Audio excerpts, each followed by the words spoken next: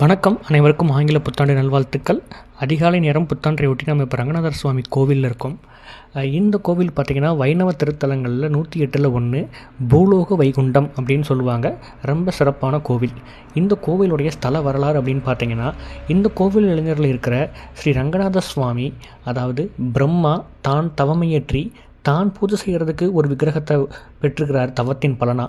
அந்த மூர்த்தி தான் ஸ்ரீ ரங்கநாத சுவாமி. சத்தியலோகத்தில் வச்சு ரொம்ப நாள் பூஜை பண்ணிக்கிட்டு வர்றாங்க பிரம்மா. இதை அன்பளிப்பாக இஸ்வாகுகுல மகாராஜாவுக்கு பிரம்மா பரிசளிக்கிறார். இஸ்வாகுகுல மன்னர்கள் பாரம்பரியமாக அவங்களுடைய முன்னோர்கள் எல்லாமே வழிபட்டுட்டு வர்றாங்க.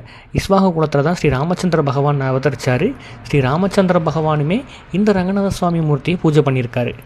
இப்போ இலங்கையில் போர் முடிவுக்கு பிறகு திரும்பியும் ராமர் அயோத்தியாவில் சக்கரவர்த்தியாக பட்டாபிஷேகம் சூட்டிக்கிறார். தான் பட்டாபிஷேகம் சூட்டின பிறகு அங்கே கூடியிருந்த நண்பர்கள், போரில் பங்கெடுத்தவங்க எல்லாருக்குமே சில பரிசுகளை தர்றார்.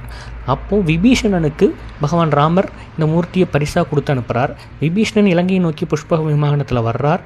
கொள்ளிடத்தில் காவிரி ஆற்றங்கரை ஓரத்தில் ஓய்வெடுக்கிறார்.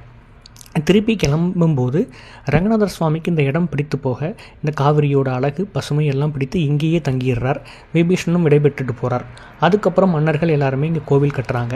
அப்படிப்பட்ட சிறப்பான கோவில். அனைவரும் பலன்